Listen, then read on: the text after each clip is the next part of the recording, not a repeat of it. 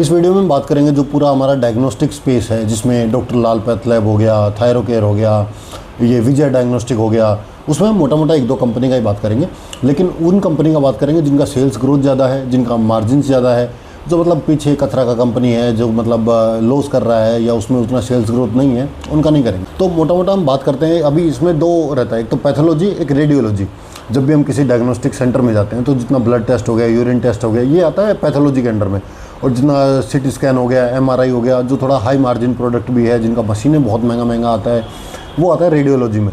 तो अभी हम जब भी किसी कंपनी को देखते हैं तो ये देखते हैं कि उसका रेवेन्यू कौन सी स्ट्रीम से ज़्यादा आ रहा है। क्योंकि अगर वो पैथोलॉजी में ज़्यादा है तो उसको वॉल्यूम बहुत ज़्यादा करना पड़ेगा। ऊपर से आप ब्लड टेस्ट के लिए कितना ही पैसा दे दोगे, 200 रुपये, 300 रुपये, या फिर इसके यूरिन टेस्ट के लिए या बाकी सब टेस्ट के लिए कितना ही पैसा दे दोगे। मैक्सिमम टू मैक्सिमम 400-500 रुपये, बड़े से बड़े हॉस्पिटल में भी आप कराते हो तो 600-700 रुपये में आपका ब्लड टेस्ट हो जाता है। और वो तो मैं बात कर रहा हूँ B2B का। जब आप एक डायग्नोस्टिक सेंटर हो और एक हॉस्पिटल में खोले हो तो आपको ये लगाओ ना, वो हॉस्पिटल को भी कुछ चार्ज देना पड़ेगा, उसमें से कट देना पड़ेगा। तो लेकिन अगर अब जो B2C है, जैसे डॉक्टर लाल पैथ लैब है, उसका मार्जिन कितना है? अगर मार्जिन देखें तो 15 से 17% ही बचता है उनके पास, पूरा खर्चा वर्चा निकालने के बाद। लेकिन अगर हम बात करते हैं कंपनी का विजय डायग्नोस्टिक, तो जो इधर तेलंगाना साइड के हैं या साउथ के लोग हैं वो बिल्कुल पहचान गए होंगे। तो उस कंपनी में क्या है, उनका जो रेवेन्यू है ना, वो रेडियोलॉजी और पैथोलॉजी लगभग बराबर सा है। ऊपर से उनका पूरा B2C बिजनेस है। 92% of the revenue, if I remember correctly, is from B2C, business to customer, सीधा सीधा। उनका जो खुद का लैब्स है, उनका खुद का लैब्स में क्या किया, अभी इस कंपनी का अगर आप एक स्टोरी भी है कि जो ये सुंदरम रेड्डी करके एक इंसान थे, 1881 में उनका हुआ, उन्होंने जब कंपनी शुरू किया तो उनका क्या था कि लोगों को ब्लड टेस्ट करवाने के लिए अलग जगह जाना पड़ता था, CT स्कैन MRI करवाना है तो अलग जगह जाना पड़ता था। And he was also a radiologist, may be if I remember correctly. तो उन्होंने क्या किया, तो पहला सेंटर खोला, उनका यही था कि उनका मोट कि मेरे को जो दोनों है ना, ये पैथोलॉजी और रेडियोलॉजी एक जगह पे ही देना। तो और इस पूरा कंपनी का क्या है, कोको मॉडल पे काम करता है, कंपनी ओन्ड, कंपनी ऑपरेटेड। तो अभी इसकी वजह से क्या हुआ, इनका जो रेवेन्यू है उसका मार्जिन बहुत ज़्यादा है, क्योंकि MRI और ये CT स्कैन का मशीन स्टार्टिंग में बहुत महंगा आता है। लेकिन MRI के और CT स्कैन के लिए जब इतना बड़ा बड़ा मशीन है तो you can charge more money to a customer.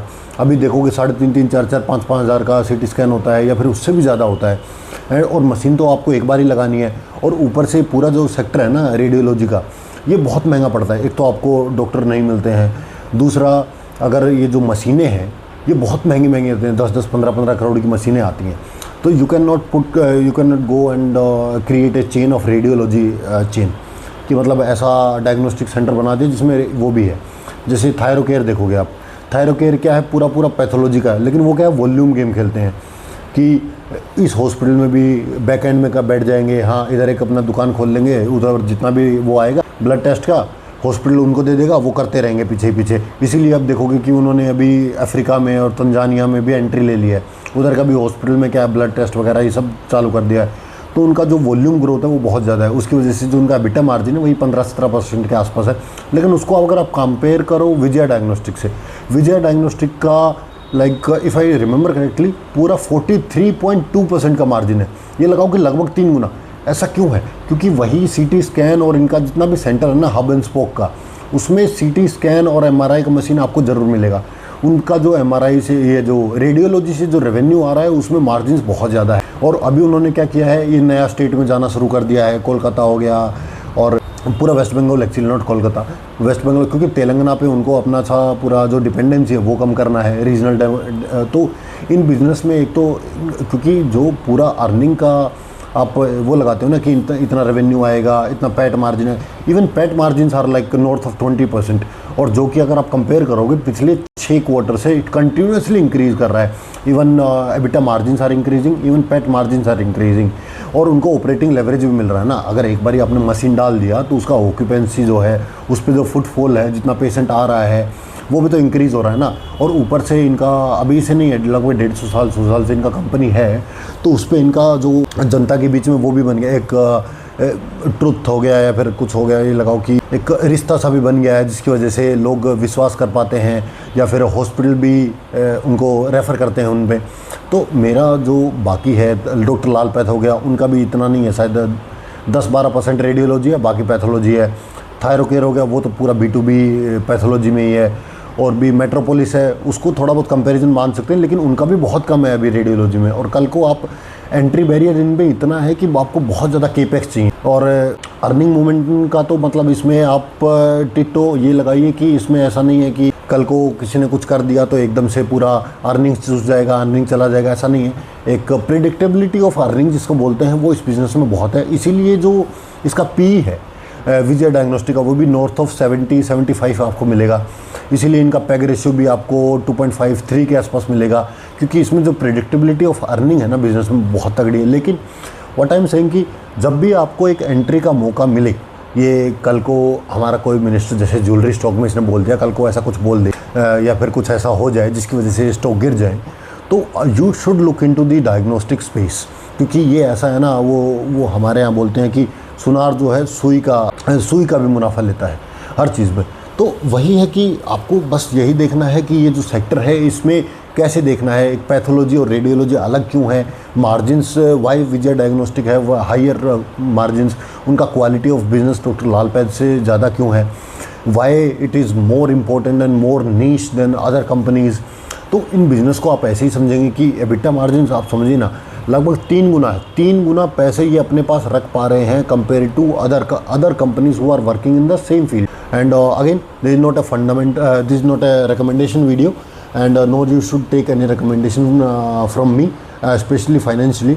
And what I am doing here is कि मैं एक बिज़नेस को अपना जैसे मैं खुद समझ रहा हूँ वैसा एक समझाने की कोशिश कर रहा हूँ कि ये डायग्नोस्टिक स्पेस है, why it is important in India. क्योंकि इंडिया में वॉल्यूम का बहुत गेम है और आदमी गरीब हो अमीर हो, वो हॉस्पिटल हो गया या फिर जब उसको बीमारी होती है ना घर में, तो कहीं से भी पैसा लेके आता है। And it is so sad to talk like this, but this is sad reality of capitalism. And जब सब कुछ है ही उसकी वजह से, तो why don't talk like that. तो आपको ऐसे ही देखना है किसी थायरोकेयर हो गया या फिर अगर, क्योंकि दोनों कंपनी मेरे को अच्छा लगता है, थायरोकेयर और विजय डायग्नोस्टिक। क्योंकि थायरोकेयर क्या है, वो पूरा वॉल्यूम का गेम खेल रहा है एंड विजय डायग्नोस्टिक क्या है, ये पूरा का पूरा केपेक्स करके इनका जितना भी मशीनें हैं ना, मशीनें हो गया, जिस ज़मीन पे इनका वो बना हुआ है पूरा डायग्नोस्टिक सेंटर, वो भी इनका खुद का है। So I think that's why they are doing better. और ऊपर से सेल्स ग्रोथ भी उनका इतना वॉल्यूम ना होने की वजह से उनके बराबर में है, थायरोकेयर के बराबर में। So I think you look into these companies और जब भी आपको मौका मिले and you should on some part of their business into your portfolio. क्योंकि मेरे को लगता है this business is doing very good and इसमें अर्निंग मोमेंटम जो है वो अच्छा है, सेल्स ग्रोथ अच्छा है कंपनी का। हाँ, अभी अगर आप नंबर्स में देखोगे तो आपको महंगा दिखेगा, बट जब प्रेडिक्टेबिलिटी ऑफ अर्निंग जितना बढ़िया होता है कंपनी का, वो कंपनी उतना महंगा पी पे बिकता है। जैसे FMCG का देखोगे, ये भी कंपनीज बहुत महंगा पी पे बिकता है। अभी देखो वायर एंड केबल्स का पूरा सब कुछ महंगा पे बिक रहा है, क्योंकि उनका प्रेडिक्टेबिलिटी ऑफ अर्निंग है, एक क्लैरिटी है बिजनेस में कि हाँ आने वाले 4-5 साल तक इसमें केपेक्स है और केपेक्स के ऊपर डिमांड है। And that's why and this business looks expensive. पर बात ये होती है कि जब का जो बिज़नेस है वो एक कंटिन्यूस सेल्स ग्रोथ करता रहता है एंड उस पेस से ही करता रहता है। मेन प्रॉब्लम इज पेस, उस पेस से ही करता रहता है और एक पेस को इंक्रीज़ कर रहा है कि अभी 20% से कर रहा है, अगले साल 22 से कर रहा है, 25 से कर रहा है। It is improving on further. तो उसकी वजह से क्या है कि वो बिज़नेस महंगे से महंगा हो जाता है और इसीलिए आप देखोगे कुछ बिज़नेस है जो गिरने के बाद और घटिया होते हैं। जैसे आप सुला का देखो, कोई इंडिया में वाइन नहीं पी रहा, मैंने आज तक किसी को नहीं सुना कि आज रात में वाइन पीते हैं। इंडिया में वो कल्चर है ही नहीं, इंडिया में विस्की का कल्चर है। If you want to go into the whisky alcohol का पूरा sector, you will look into the whisky. Piccadily Agro हो गया, रेडिको खेतान हो गया, but we will talk that in some other video and that's it. Thank you guys.